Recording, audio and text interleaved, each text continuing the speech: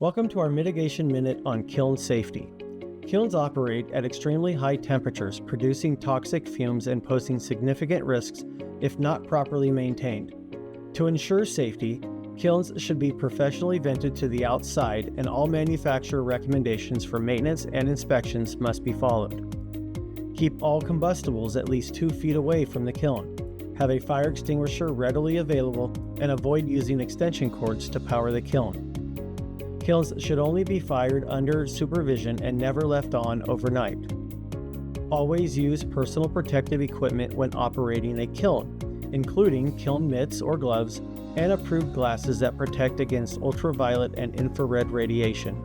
It's recommended that trained staff handle the loading and unloading of the kiln. Additionally, always wash your hands before leaving the studio.